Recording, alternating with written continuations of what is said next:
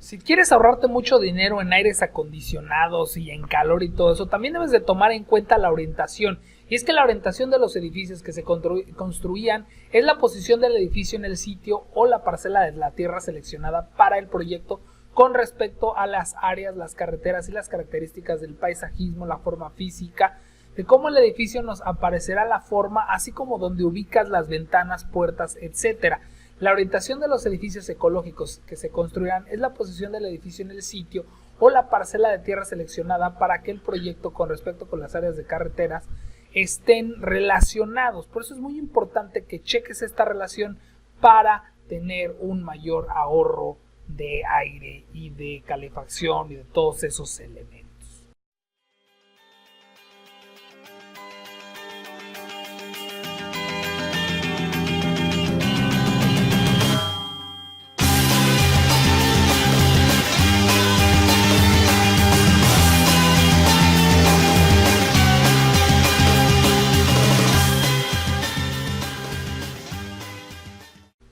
Si dejamos que la parte más grande del edificio mire hacia el sol, entonces el área puede recibir la máxima luz natural. Este es el tipo de ventilación natural que se obtiene sin ninguna fuente de energía, pero ciertas regiones cálidas piden menos exposición al sol en un periodo de tiempo particular. Esta condición varía según la ubicación geográfica del edificio. Por ejemplo, en el hemisferio norte, el plan para hacer que el edificio se oriente hacia el sol significa dejar que los lados más grandes del edificio miren hacia el sur. Este lado debe tener el número de máximo de ventanas si quieres tú reducir en calefacción o en calor, pero también debes de checar esto para no hacer un efecto invernadero y ver la manera de cómo darle sombra a esta parte en base a la inclinación y a la ubicación geográfica que tengas. La orientación de los edificios de oficinas verdes para la eficiencia y funcionalidad y la orientación del edificio es en función de la exposición del sol. El sol permanece largo para las paredes del sur de la estructura. Por lo tanto, esta orientación ayuda a tener una máxima exposición al sol que no es directa ni dañina, porque esa es la posición, el sur, digámoslo así, que no siempre se puede, pero el sur, el oriente, que es donde sale el sol, son muy buenas orientaciones. La parte donde se mete el sol es de las más canijas, ¿no? Y es que la disposición de las superficies con más ventanas orientadas hacia el este o el oeste permite la entrada de calor excesivo que hace que el aire acondicionado trabaje muy duro. Esto también causa problemas de deslumbramiento. El este no tanto, pero el poniente está cañón. Hay veces que los aires acondicionados pues sí le sufren, ¿no? La máxima exposición del sol tiene provisiones de luz natural y calor y energía. Esto reduce la dependencia del aire acondicionado. Otro factor importante que hay que tener en cuenta es la energía eólica. Esto es de mayor importancia si tenemos un plan para utilizar los aerogeneradores para la generación de energía. Y es que el viento tiene un gran papel de llevar al edificio a un estrés adicional, y estos también tienen un papel importante en el calentamiento efectivo o enfriamiento de la estructura del edificio. Este efecto se puede explicar a través de ciertos ejemplos. Por ejemplo, una torre que está en Shanghái, en China, hace uso de una arquitectura de forma curva, y esta ayudará a reducir las cargas laterales que provienen de la acción del viento. También hay que checar ese tema de los vientos dominantes y dejar grandes ventanales para cuando haga calor y que se pueda ventilar la casa, ¿no? Alguien preguntaba en los comentarios, obviamente, si no hay viento, pues obviamente no se va a ventilar la casa, pero hay maneras de cómo dar mayor sombra para que esto no suceda. Y bueno, a lo mejor ya con un simple ventilador que no es tan caro como un aire acondicionado, puedas darle algo de ventilación en esos días donde no hay tanto viento, ¿no? Y es que, por ejemplo, este edificio utiliza un arco circular o una especie de muesca para reducir la producción de viento que afectará el edificio con grandes cargas. También entiendan que muchos edificios, así como el momento, pues parte de la carga del viento también nos pega. Y cuando se trata de características de los edificios altos o cortos, siempre se recomienda tener edificios altos y delgados,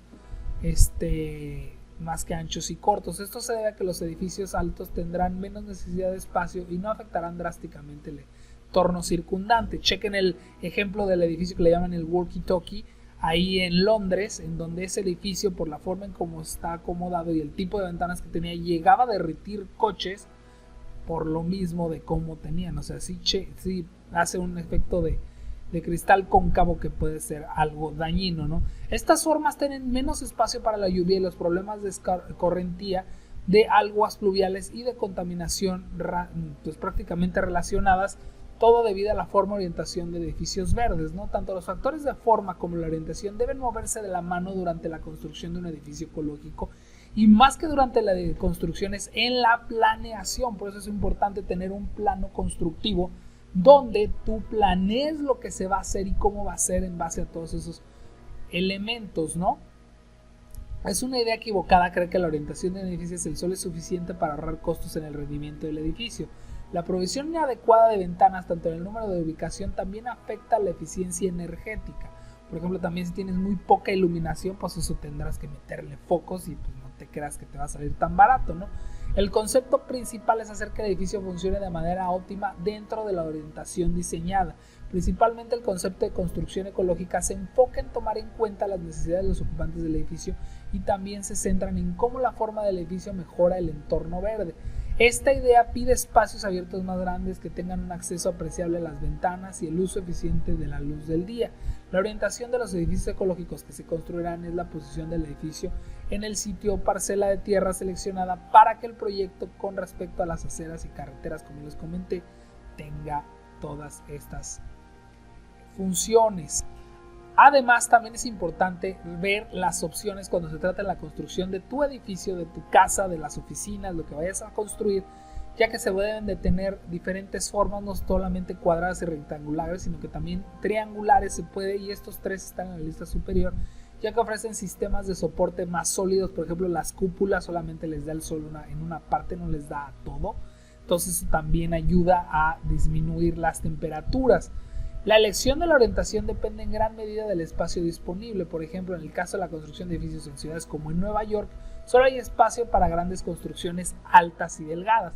La mayoría de las entradas de edificios dan a la calle principal de la zona y esto se debe a que la ciudad no tiene espacio para acomodar la elección de la orientación. Pero si estamos en la construcción de un edificio ecológico, la orientación y la forma tiene un gran papel en la eficiencia y la funcionalidad del edificio. Prácticamente nadie vive en Nueva York. Y esas ciudades por lo general ya tienen su calefacción, su aire acondicionado, etcétera, ¿no? La buena orientación para los edificios verdes en el manejo de elementos naturales, principalmente las características del sol y el viento, ayudan a desarrollar un edificio que tiene buenas características de orientación. Y si dejamos que la parte más grande del edificio mire hacia el sol, entonces el área puede recibir más luz natural. Ojo, nada más hay que checar cómo está orientado. Si te toca la ventana que da donde se mete el sol, pues pregúntenle a la gente que vive en las casas hechas por el Infonavit, ¿no? Prácticamente no les dan opción a escoger algo para mitigar ese. Ellos le ponen las ventanas como caiga y ahí viven y pinche calorón y no se lo tienen que aguantar, ¿no? Pero ciertas regiones cálidas piden menos exposición al sol en un periodo de tiempo particular. Esta condición varía según la ubicación geográfica del edificio. Como les comento, hay que estar revisando todas esas pues sí, prácticamente detalles. Por ejemplo, las ventanas y aberturas de muros y aberturas grandes en muros con contraventanas pesadas deben proporcionarse a las caras norte o oeste, que también depende. Por ejemplo, tengo un proyecto de Toluca y ahí pues hace bastante frío, entonces curiosamente ahí sí les interesa tener una orientación poniente. Y ya la luz que viene en el norte siempre es difusa e indirecta, también la dirección de la brisa. También chequen eso, si viven en lugares fríos, pues obviamente puedes hacer sus excepciones a estas reglas. Y bueno, en el oeste la mayoría de los lugares entra la apertura,